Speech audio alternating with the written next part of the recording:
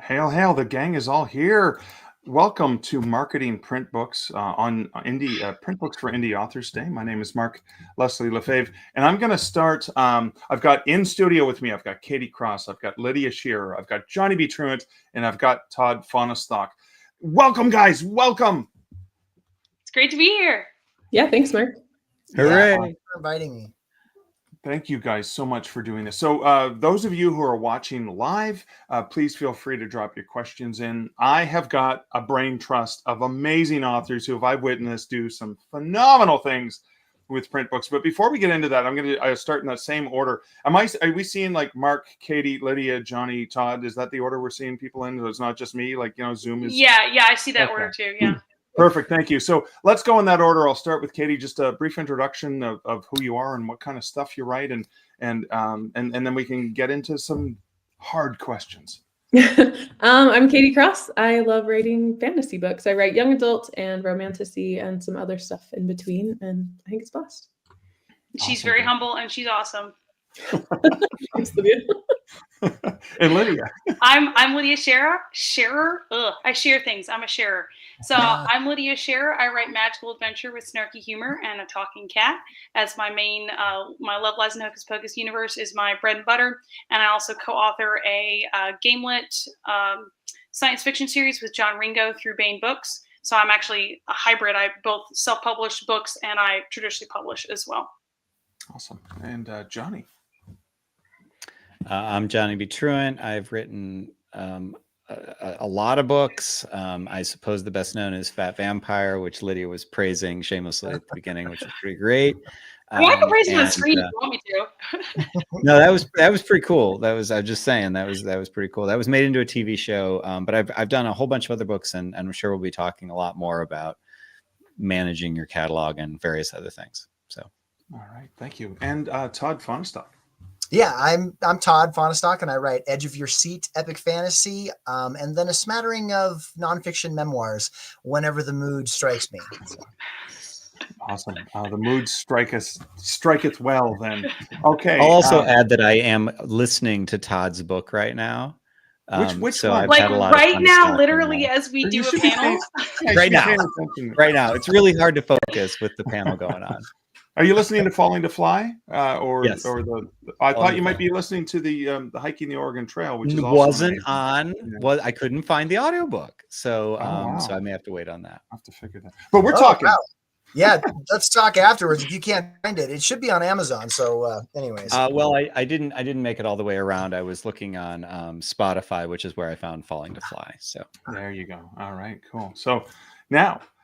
We're talking print books. So in the indie author community, it's very well known that indie authors can do really, really well because ebooks made it so easy to bypass the gatekeepers in traditional publishing. And you guys have done well there. But another thing you guys have done remarkably well is print books. Can you guys just briefly talk about, and I'm gonna work my way backwards from Todd through Johnny all the way up, just to give you guys a heads up of when you're coming up in the queue, is talk about when you first discovered that print books could actually be a thing. Yeah, see, now I'm all discombobulated. I bet Katie was all prepared because she went first the first time. She's like, yeah, I got my answers already. And I got it. Okay, so anyways, when did I first decide that I wanted to sell books in person? Is that the question? Yeah, So I pretty much did it because I didn't know what else to do in the beginning. And I told myself, there's no way I'm going to make a living at this. There's just no way. This is for marketing purposes, for meeting fan purposes, and at that point I was making like 500 and 1,000 at an event was like a big deal. And then in 2021, the year, the first event I came back from COVID, was FanX. And, I hit just shy of $3,000 that year. And I was like, wait a minute. If you can make that much at a show, pretty much the set expenses start to get smaller and smaller. The more the gross gets higher and higher. I mean, book expenses are always going to fluctuate up with the amount of books that you sell, but the set expenses like gas or booth fee or whatever stays the same. And of course, then the higher the gross grows, the more net I'm making and the more I get to take home. And that's pretty much, that was that pivot point that you're talking about, where I'm like, hey, I think I'm going to make this my main focus and see just how far I can take this wagon. Awesome. Thank you. How is that for you, Johnny? Well, so the question that you actually asked was how do you get into print books? Todd took it to the leap. I'm going to act as a bridge between you guys with the live selling, because that's actually kind of my answer is, I think that originally when I started doing print books, it was more like, it's nice to have this, like it felt incomplete not to offer print. It just felt like, I don't know, it felt like an amateur move to me to only do ebooks, even though that was the majority of sales and the majority of what I could kind of control. And every once in a while I'd sell print books and that was cool. Like I'm talking, just on platforms like Amazon and stuff. And it was when I did my first live event that I was like, oh, this is interesting. And I thought, well, what if I could do another one, just a local thing, just a little local market. And I've kind of stair-stepped up in that way. Now I'm not to like Todd Fonstock level, if you know that guy, like he's really raking it in, but like I'm making my way up and I'm doing my first like really big ones coming up. Not really bigger ones, but what that stair stepping let me do was each time I had to order a little bit more books, right? Because I was doing the littler event and then the slightly larger event and the slightly larger event. Like there was no back and forth. It was linear. And so each time it would be like, I'd get a little more books on my table to sort through and put stickers on the back up for the barcodes. And it started to feel real in a way that it never did before. I was like, oh, I feel like an author in a way that I never totally and completely felt like an author before, because here I am handling my own books and looking at them spread out. And the feeling of control that came with, I can go out there and interact directly with people and address their objections or pursue their interests like live, rather than just putting up a page or, putting up a book on Amazon or something and waiting to see, and you have no visibility. And I think that, I've just flat out fallen in love with selling in person. And those to me go hand in hand with print. Like I haven't broken out in print in any other way, but the live thing requires print, and it's just so cool. Awesome. Thank you. All right, Lydia, already active in the comments. Yeah. So my route to this is actually, I don't know, it's all unique for everybody across the board, but I was an artist before I became an author, a professional artist. Now, not for very long, and I wasn't doing most of the art myself. I had a partnership with my sister who has a degree in fine art. She was doing most of the art. She's a much better artist than I am. I was doing some 2D like tattoo design and stuff like that, but I was doing most of the business management and selling her art prints.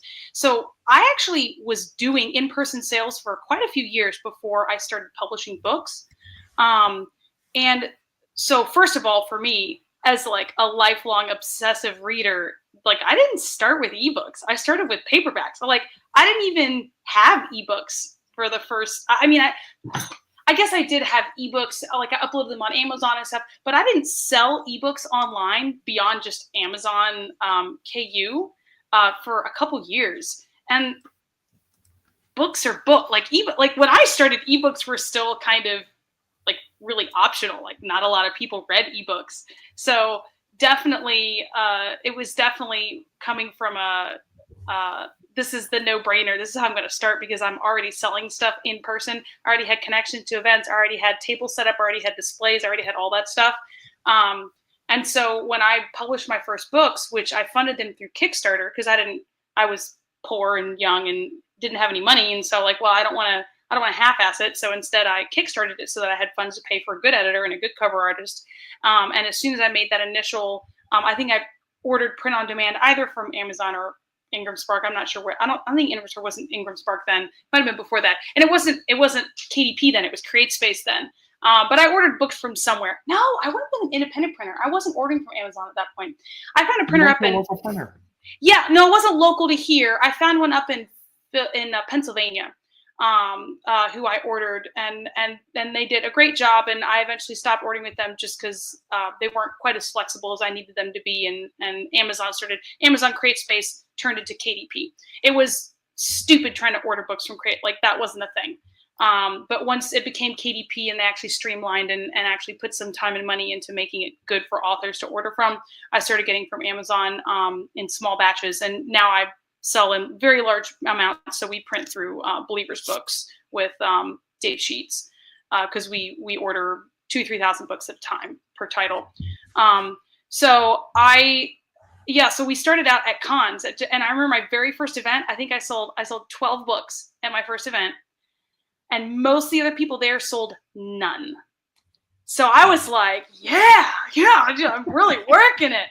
12 books, and it was a terrible little event, but I sold 12 books, so I was working it. Now we average, I mean, for the bigger Comic Cons, like 20,000 or so attendees, and I think we have. I say we because me and my husband are in business together. So he publishes games, I publish books, and we do everything together. We're attached at the hip. I think we sell around 350 to 400 books a weekend, usually for those big 20,000 people cons. The secret is lots of books in a long series, so you can sell big bundles. I love big books, and I cannot lie. So yeah, I'll hand it over to Katie. That's how I got started. I think having print books was just something I did from the beginning, and it always made sense because I'd already done the hard work of writing the book, and to go back later and produce the cover and maybe do the book later just didn't make sense to me. So I've always put print into the mix, and also that's what my readers ask for. My readers want like physical books. They love to pre-order it. And, that developed into understanding what print can do for me as an author, both just having it available. It's not infrequently that people drop $200 to $400 on my website to buy all the books in print because people just love their shelf trophies, right? Yep. Shelf trophies, bibliophile. Yeah, and then, selling paperbacks in person for people who want the signature. They want more than that, though. Print books give people an opportunity to have an experience with the author, which I think is really cool. And then special editions, all that kind of stuff. I think print is more versatile than we give it credit for, and it actually provides a lot more power for indies than I think we talk about intentionally, which is why this is such a cool idea that you had, Mark, because no one really goes into intentional paperback marketing, which is really fun. Oh, thank you, guys. So the first thing I want, you're all talking about going and meeting people and interacting with people, but the joy, the pleasure for so many authors is I get to hide behind a keyboard and tell the great stories I want to, and I'm not so comfortable doing this thing in person. Is that something you guys had to overcome? And feel free to jump in at any time. I don't want to just go through the same sort of list. Let's have a dynamic conversation here. I mean, I'm an extroverted extrovert, so I probably should be part of this conversation because I was like, give me readers. I want them now. Like, I mean, like face to face. Like, I want to go talk to people. That's what makes me light up. Like, I never wanted and never have wanted to hide behind a screen. Okay. My sister is the exact opposite. She is an introverted introvert. And that's why we were in business together for artists, because I would go sell, she would do the drawing and I would go sell the stuff. So, yeah, for me, it was like, how many events can I sign up for? How many events can I do? I'll show up for every single event, every single little like library book signing, every single little craft fair, like everything. And that's how I really got started. Was I started building fans that really cared about me as an author, because I would meet them in person and have conversations and have them sign up for my newsletter and build relationships with people, especially after 2-3 years of coming to the same event. You'd see the same person, and those people, a lot of them are still with me today, and they can be like, we knew her when, back when, and now they're like buying my, gigantic like special edition bundles, because like they've grown up with me. Like that's weird to say. I'm not that old.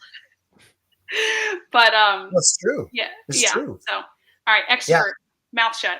I can definitely address the whole introverted side of things. I'm not full on an introvert. I'm like right down the middle of the line. So I do get exhausted with too much extroversion, but then I also go crazy if there's too much introversion happening. So when I first went to sell, and also I hate trying to get people to do things they don't want to do. And to me, that was what salesmanship was. That was the definition of it before I started selling books.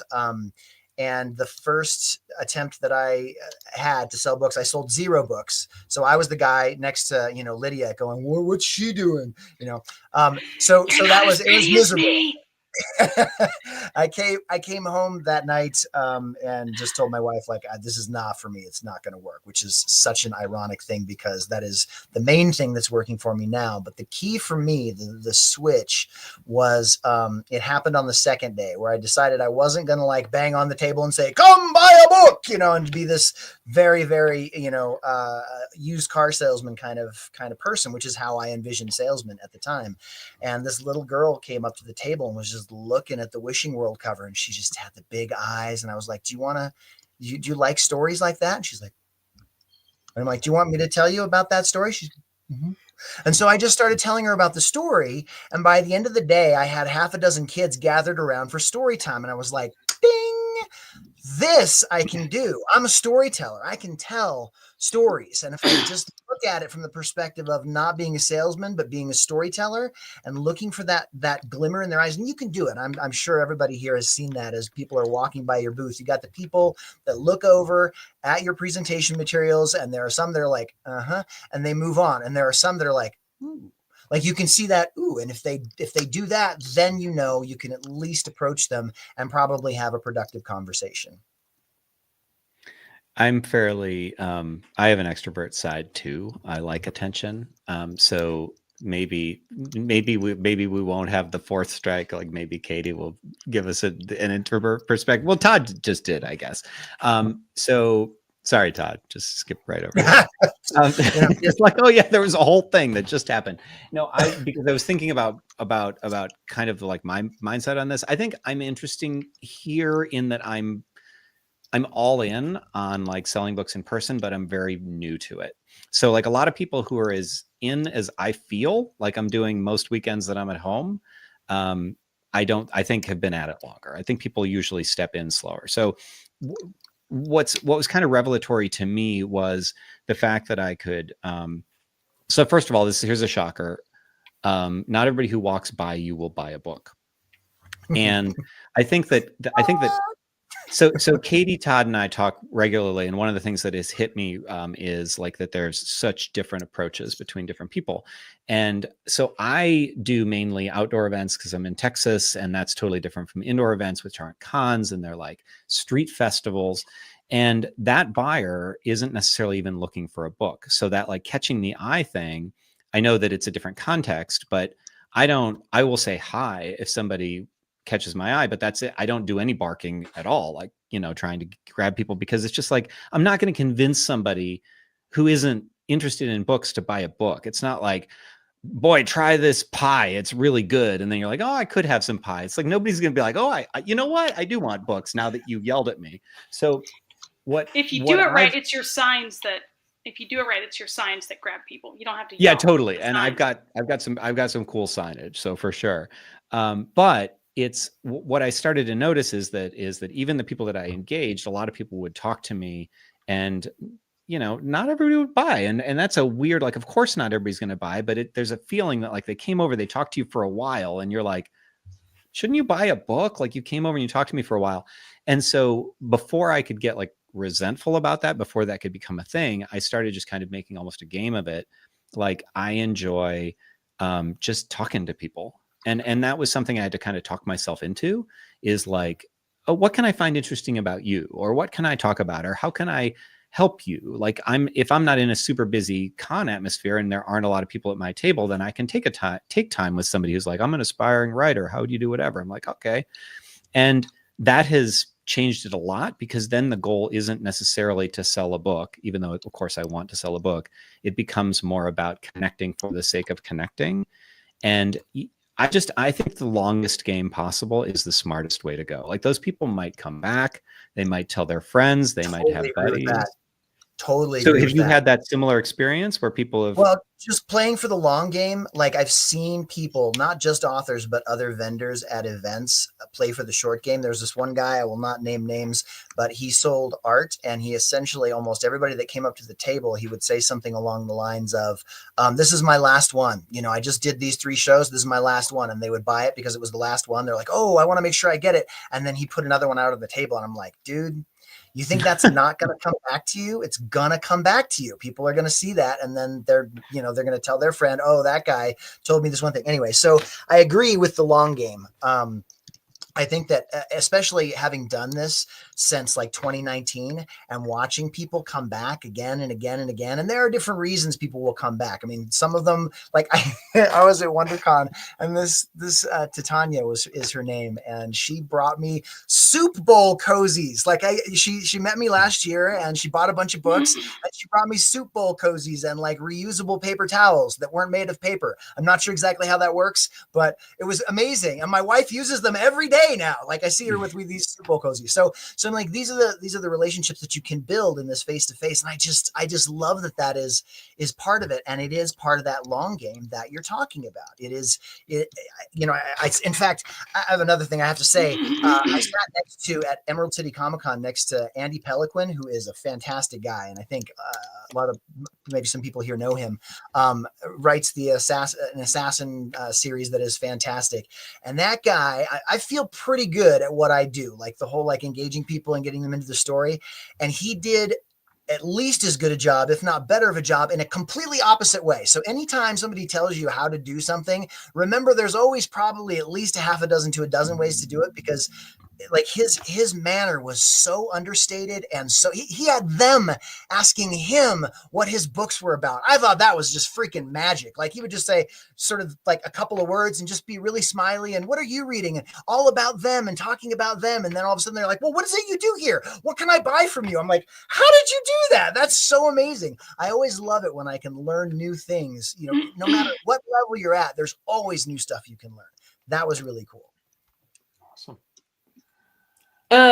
Yeah, so the question is basically like enjoying like the selling of physical books, right? Is that where? Yeah, or was that something you had to warm lose the Or thread? getting past your introversion, if you have any.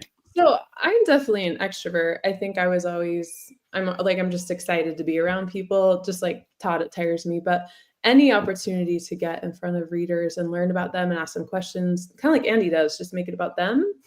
The book sale comes if that's what you're going for, but I just genuinely love the opportunity to get in front of readers and talk about books, even if it's not my books, but just some books. So for me, there wasn't like a hurdle to overcome, but there was mindset to kind of like conquer, right? There was like getting in front of the people were fine, but there's so much mindset around print selling that you sometimes have to get through and like work through in your head. And I think that was it for me, was more mindset. Yeah, Mark, you got to do you mind practice if I? that pitch. Mm-hmm. I was just saying, you have to Sorry, I practice didn't- that pitch over and over and over again. And once it becomes rote, there's much less of a barrier of talking to people, because you don't have to think of what to say as you're trying to get yourself to talk to them. You already know what you're going to say because you've done it 1,000 times. So it is totally normal to be scared when you start. I mean, it's totally normal to be scared anytime. Like I get nervous sometimes. Like even though I've done dozens and dozens of events and sold, thousands of books in person, I still get nervous sometimes. I'm like, oh, this person's gonna like me, they're gonna hate me, they don't want my book. I'm like, no, just shut up and do your thing. And they love it. Like it's no big deal. So, but it's normal to be nervous, to not know what to say. Just work out a good pitch and practice it again and again and again until you can it just rolls off your tongue. And that'll really help, like at the beginning, so that you don't have to like think and like stutter and then mess up and then feel really embarrassed and self-conscious and then be like, oh, I'm never doing this again.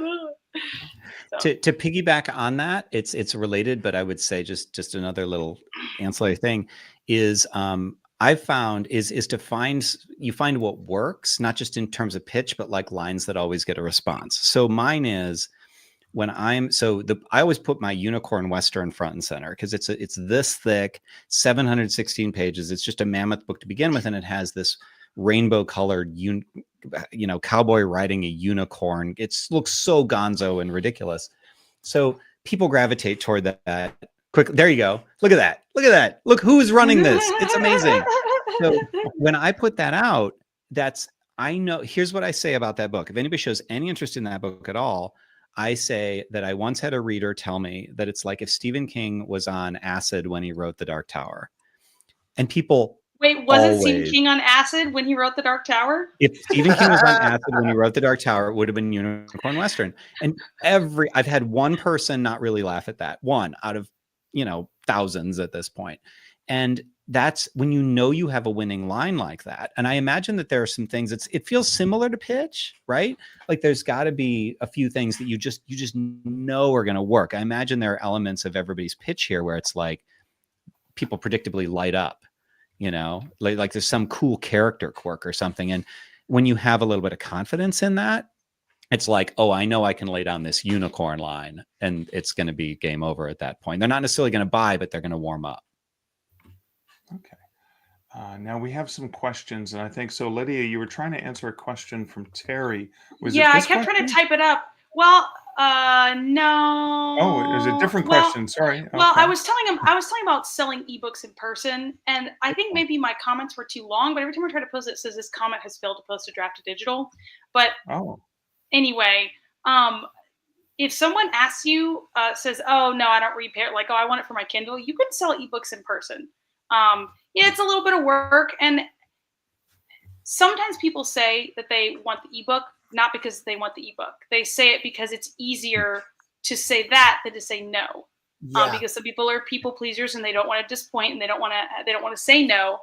They want to say, oh, they still want you to have the little dopamine hit of, oh, this person likes my book, without them actually having to pay anything. And because I feel like that sometimes, like I want to make sellers happy because I know what it feels like to be on the other side, but I don't actually want to buy anything. Like, oh, I'll check it out later, But for those who do actually want ebooks, if they actually want it on ebook, you're like, hey, I could sell you the ebook right here, right now. On this card, there's a redemption code, and you can slide it onto your Kindle if you don't want to read it in our independent book funnel app, which is just as good as Kindle, but not beholden to Amazon. Then there's instructions online, and I have tech support. And I'll sell it to you right now for $5, which is $3 less than what it costs on Amazon, or whatever it is. And so, there's a little bit of time and effort in, printing out those cards and putting stickers on them or whatever. But I don't sell a ton of ebooks, but I definitely sell some ebooks. And it's a really great way to get someone, get someone started in the series who honestly is interested, but they just want ebooks and they're too busy. Probably they're going to forget about you. They're going to walk away and they're going to forget about you. They're never going to actually get your ebooks. And so selling them to them right there, using BookFunnel as fulfillment. And I already use BookFunnel because I sell direct. And I think Katie probably uses BookFunnel. And Todd, I think you use BookFunnel. Yeah, do you use I love BookFunnel. Yeah, well, they're a very professional company. They're top of the game, and they've created basically an independent version of Kindle in their app that works the same as and just as good as Kindle, but you can also audiobooks. I do the same yes, thing. Yes, they do audiobooks too. Yeah, and for audiobooks, and people like.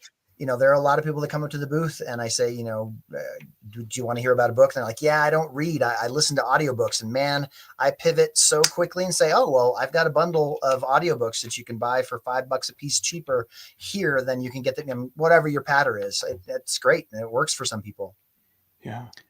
Terry says, I have cards with free downloads. They don't get picked up. I bring them too. And I actually have a free one, especially that, I only listen to audiobooks or ebooks. So I use the download. BookFunnel has a landing page and I go, here, I'll sign this postcard for you. If you got something for free, you can go check it out. And then who knows if that leads to a sale or not, but maybe I made someone happy because they got to listen to a well, my thought on free stuff is that the market is extremely, extremely saturated. And this is not just books. People's lives are so saturated right now. Like it literally is driving people to mental breaks. Like it just in life in general. Life has so much stuff in it. It's so saturated with just stuff, entertainment that's just blasting at us all the time. I mean, it can literally drive people to mental breaks. And so it's not, selling your books is not about trying to shove it into as many people's faces as you possibly can. That's not what's going to find you long-term success. It's making meaningful, actual connections with those few people who are actually your audience. And you're not going to find them until you know yourself and your books and your sales pitch very intimately. Because you don't know what hooks into the soul of your reader and ties them to your work on a way that makes them want to read it over and over again until you have gone out there and met people that happens for. So my pitch, Magical Adventure, Snarky Humor, Talking Cats, like I didn't come up with that before I started reading books. I had no freaking clue. I started selling books in person and people coming back telling me over and over and over again, this is what they like, this is what they like, this is what they like. Like, this is what they notice. This is what they're drawn to. This is why I walked over to your table. I'm like, I distilled it down into those 3 things. Those are my target audience. And when I say those 3 things, if you're my target audience, then you will stop because your little antenna goes, oh, this is something I might like. And then I can tell, I can see it in their eyes. I'm like, oh, you'd probably enjoy my books. And then I just do a quick pitch where I'm like, hey, here's what it's about. If you like this, this, and this, you'll probably like my books. And here's like a 30% off paperback bundle that you might enjoy. And it's real easy. My first 3 bestsellers, first 3 books of the series for $20. Like it's sorry, 25 for 3. I do a 2 for 20, and then I upsell the third one for 25.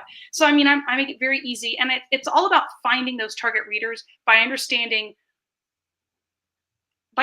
yourself and your own books. What do you have to offer, and what is it that readers who really fall in love with your books, what is it that hooks them? And then just communicating that to the people who are walking past your table through signs, through words, through what you're wearing, through what's on your table, and through what you say in your pitch. I have a oh, sorry. Go ahead. I have a question that I stepped on. No, I'm just popping this Lydia. question from Elaine saying, thank you guys. She's learned more in 30 minutes than she has in 2 years. So you guys are already awesome. Awesomeness personified. All That's that's actually a good on-ramp to what I was going to ask kind of you, Mark, and it is because Terry mentioned, yeah. Okay. So there's actually, two questions, two questions from Terry about this. Yeah. Like, because we focused on live events, but is this more globally like print sales? Because I actually don't do a ton of print sales outside of live events. That's my on-ramp to print sales is selling them in person. But Katie, I know that you just made a comment about a bunch of people coming and buying a bunch of stuff from your website. Is that something that you wanted to cover as well? I don't have anything to say. I'm just popping it up. Got some of Katie's books here that I bought off of their Kickstarters. Yeah, that's awesome. Do you want us to cover that, Mark? Do you want us to talk please talk about that while I browse through your book while we're talking about it. Look at that sprayed edge. Woo! I know, those are such beautiful books. I do want to just offer really quick a data point regarding the discussion we just talked about. So when you're giving away free cards, like a con, so I go to Dragon Con every year. I have a 6-foot or 8-foot table, whatever it is. I will give away like free audio or free ebook, I don't know, 400, 500 cards. And I see about a 1% acceptance rate. So people who actually, because I'm tracking each person that downloads it within like the 4 weeks after the con, and then it rapidly dives off. There is every now and then, like 2 months later, someone will pick up the link. So that's just something for you guys to know. Another cool data point that I have is I sell ebooks, like Lydia was talking about, when I do print sales in person, and I just have a card. It's a book funnel download page. They can buy the first 4 books in ebook or audio, like the books that I'm offering on the table, for $10. So they could get ebook and audio for $20 with the cards. And I sold somewhere around 50 ebooks sets and like 40 audiobook sets in like one con. Is that Dragon Con? Print. Let me look really quick. I actually had the spreadsheet pulled up. It was actually Dragon Con for sure. I sold like 50 and 40 of each, but like Denver Fan X, I was selling 20 of each. I mean, that's several hundreds of dollars. That's almost $1,000 right there in ebook and audio. So anyway, just wanted to like give some hard data for that for people who are looking. At Dragon, I'll sell 8,000 in print. So my best year at Dragon, I sold 8,000 in print, and I think about 400 to 500 paperbacks that year. So you can sell a lot of paperbacks, and in focusing on that paperback, you can then go to ebook and audio. Wait, I'm sorry. Did you say 8,000? You said sorry, $8,000. That was okay. Okay, because $8,000 of ebooks. I mean, that's stupid awesome. impressive, but I was like 8,000 books. Holy crap. No. So there is $8,000, about 1,000 of which were the ebook, audiobook bundles, and the rest were paperback. And I sold out of all my paperback and took orders, which might be an interesting point here to make if you're selling in person and you run out. Like I go through Lulu. Lulu is my printer. And I can just format a spreadsheet with information and send it through Lulu, and they do all the printing and shipping. So that's something else, to just an option that's out there if people end up using Lulu. It's called their order import tool. But to kind of go with what you were talking about, Johnny, you're kind of talking about just having paperback available on our websites for a global platform. Is that what you meant? Because we started talking about it, the calls about print books, and all of us started talking about live events, which for me they're closely entangled, but I'm just kind of curious about, I know that Terry in particular, but others might be wondering about non-live event sales. So sales, I have 2 real routes for paperback. That is just my website. It's katiecrossbooks.com. You can buy any of my paperbacks there. They print and ship through Lulu. So Someone orders it, Lulu gets an alert from a webhook, they print and ship, and I don't have to worry about that. It's really awesome. That is just really like lazy selling. Like whoever wants it gets it. I don't push advertising for print books. But then I do Kickstarter. So I do special edition print books through Kickstarter so that I can get the cash up front and then fulfill that way. So Mark already held one up, but this is my first one. So it's a hardcover foil. It's got sprayed edges, some really beautiful interior pictures that are really fun. So I print pretty. these. I know they're so pretty. I print these through the Inkfluence with Dana Claire. If you guys are looking for a print book distributor, that is amazing. Dana's really phenomenal. And Dana's fantastic. She's her company is amazing. They're squeaky clean, like everything is just a system and goes through, and I love everyone that works for her. So if you're looking for print distributors specifically, whether special editions or just large print amounts, like if you're doing a round of 500 to 5,000, I've really enjoyed their company. So that's a suggestion. What is the unit cost on that? Do you mind if I ask? Are you willing to share that? I don't know off the top of my head. I don't hold those details. Oh, say the picture again. Influence. The Influence. If you go to the Influence. No, it's the Influence because influence.com is a tattoo shop. But the Influence with Dana Claire is the printer. Just tell her I sent you. Ink. You're missing a K in there. Draft Digital. Thank you. The Influence. I'm not sure what that is. So they did this slipcase also. If you guys want to do prints with slipcase, it was just really beautiful. They actually did the design on it for me. Wow. Nice. I'm in a ballpark that with the slipcase, I think it was around $20 each-ish. Without slipcase, it was That's impressive. And that's a run of like 500 because I'll get them from Book Vault, and Book Vault, I have a hardback that it's 300 pages and it's about 22 shipped because they got to ship it from the UK, and they'll do slipcases too. And they're pretty, but you're given a better price there. The shipping that I paid, because Influence prints in China, the shipping that I paid it ended up being like $1 per book. Like to ship it from China to my house, it was like an average of like $1 to $1.25 a book. That might be different now, though, in tariff land for those of us in the yeah, US. well, I mean, just let things calm down. Just give things a couple months. Like things are gonna calm down. Hopefully, fingers crossed. All we can do is hope and wait. Mark, Someone's an optimist. I'm an optimistic realist or a realistic optimist. I'm not sure which one it would be. Mark, Introverted extrovert. Yeah, I'm an extroverted extrovert for sure. Mark, are you okay with me talking just real quick about 20 books to 50K as a resource for all these questions that we're not going to get to answer in the chat? Yeah, that's So yeah, there's lots of questions. We don't have a ton of time left, but I would highly recommend, guys, that you go join a Facebook group called 20 Books to 50K. Mark's going to put a link in it, or put the name of it. You have to go onto Facebook. I can't remember. Is it TO or 2 like Draft 2 did? No, it's not. It's TO. It's not the number. It's TO.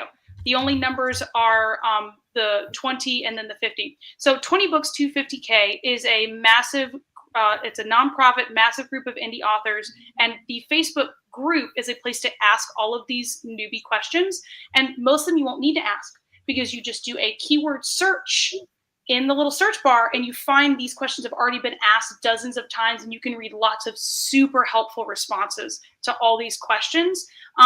If you're a newbie and you're starting out and you have no idea what to do, that is so fine. We were all there at one time, and you have so many resources at your fingertips, free resources. And I just wanted to make sure you guys knew about that group on Facebook, that it's a wonderful, positive community and a great place to go ask these questions if we don't happen to get to them. For sure. Can I ask a specific question? I know we want to talk about other marketing. We only have 5 minutes. Wow, this went so fast.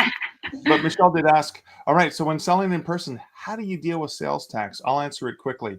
I build it into my price. I make the prices round. When they hand a $20 bill, I just pay the tax to the government the way I have to. I'm sure it's different in different states and countries, right? Yeah, I never pay tax. I just stay in my mobile home and I keep moving so that they can't. No. Well, if you use like Square, you can just change the sales tax in the Square system for the sales tax for that state in the United States. And then for credit card charging, it will automatically just add that to your fee. And then you could just pay however you pay that. And then just like you, Mark, if they pay cash, I just absorb that. It's like a couple bucks. It's really fine. That's what I do. Yeah, I absorb it if it's cash, and I just pre-program my sales tax wherever I'm doing the event into the Square or whatever system, whatever point of sale system you can put that in. And then just make sure that you actually pay what you owe to your local tax authority, because if you don't, they're going to track you down eventually. Get in trouble. Yeah. Lots of You trouble. might get away with it for an event or two. Yeah. But eventually they will track you down. Yeah, it helps if your wife is an accountant. So you can do that too. Can I ask a question? So cost per click ads are all the rage, right? Amazon ads and Facebook ads and stuff like that. For ebooks, do you use those for selling print books online? Absolutely. Yeah. I mean, we on average, now it's taken a dive in the past couple weeks because of the economic upheaval and tariffs and everything. But on average, and we're working on we're switching to real ads instead of static ads, which have worked for a long time for us. But anyway, we have sold on average, I don't know, between 100 to 300 books a week for the past 5 years or so. There's the kitty cats. So that was a pre-order for a book release. So that was a lot all at once because of the pre-order. That was almost 500 pre-orders for that one book release. But yeah, I mean, we'll sell anywhere from 5 to 10 book bundles a day or so. And that's like 3 to 8 books per bundle, somewhere in there. And so we're shipping out, thousands of books a month using media mail and our local USPS. And those are all driven from ads. Those are Facebook ads. So, I mean, if you know what you're doing and you have a handle on your marketing and you've got a number of books that you can bundle together, then it can be very profitable to advertise on Facebook. So yeah, that's one of our latest events. And I was pregnant at that point. You didn't see, not that one. That was 2 years later. But anyway, yeah. I'm just popping pregnant them all in that up. one. You guys sent me all these great images, and I was like, I haven't had a chance to show off your awesomeness. So I was trying to find the appropriate pictures to pop up. Yeah. I hope that answered. Well, I like that there's hope, because I have thrown away a lot of money on ads with no success. And the biggest waste, save yourself, Katie. Sorry, because I gave you this advice, and Todd, you were there too, is Reddit ads have been worthless for me. I was so excited about them, but they are crap. So, so I think I need to try Facebook. But every time I try ads, I'm like, well, I'm out of money again. So I guess I'll wait for the coffers to refill before I can warm up the toilet to flush some more money away. The only reason we have ever been, and I think ever, will be going forward, consistently profitable in ads, is, optimizing. And that just means A/B testing. So having the ability to try something and have an A/B test and then see which one they like better and use whichever one's better, and then try another variant and then see which one people like better. And so there's that. And there's also advertising the first book in a long series. If you're advertising a book that only has, it's either standalone or is only a couple in the series, you're not going to get a good return, because the return is really in the tail, the big bundles and the read through. And then having really tight branding. I have, most of my titles are in one single universe that all has the same branding. Kind of like Katie. Katie could sell one book, and if they're her target reader and they're big readers, then that's like 30, 40 books sold right there for one convincing one person to get one book or like a starter bundle. So yes, there are ways that you could write as a writer, that you could manage your business that would make it easier or harder. But yeah, guys, shoot me an email if you want to, Johnny. I need to have you guys back. Yeah, we do need to come back. Do another live. We can do it for a full hour. Maybe not on Easter weekend, but not Easter weekend. But we're running out of time. I want to give you guys a chance to share where people can find you guys online. And again, I'll start with Katie. You can share, and I'll pop that up on the screen as you're sharing that. Yeah. Just my website. It's the best spot. It's katiecrossbooks.com. There's a contact page. You can browse all of the paperback or whatever you have there. And that's the best place to find me. Thanks, Mark. This is awesome. And Lydia. LydiaSharer.com. All my stuff, my store, all about my books, all about my cats, which are way more popular than I am. Like my cats have their own bio pages because nobody cares about me. Like they're just there for the cats. They have their own human servant club like membership that people get like permanent lifetime 5% off my store when you join the human servant club. So yeah, my cats are way more popular than I am. And Johnny. Well, I'm at johnnybtruant.com. I'm also doing a thing for authors coming up, johnnybtruant.com/artisan. Just saying, throwing out the plug. Very on point with this topic today too. Yeah. Yeah, true. All right. And Todd. Yep. ToddFonestock.com. It's even spelled correctly. I even got it right for a change. So that's awesome. Cool. Guys, thank you guys so much. Thank you guys for the live questions. I'll be coming back in about 15 minutes with just an open Q&A about anything you wanted to ask about, even on this topic as well. Whoever can come back. It is family day and stuff like that. So I mean, my kids are screaming in the background. I gotta go screaming. Yeah, and I'm sorry. You guys can hear that. So you got to go ship some books that just probably sold. No. Someone who asked about that. We actually hire teenagers in our community come package our books because it gives teenagers something to do because they really want to earn money. It helps them learn responsibility, and it gets us someone to package the books, where it's only costs about $1 per package in terms of labor to package those books. Yeah, no way we would have time to actually create games and write books if we were packaging all those books ourselves. We do not do that. All right, so I'll be back in just a few minutes. I'll be doing an open Q&A, end of day, anything related to print books we'll talk about.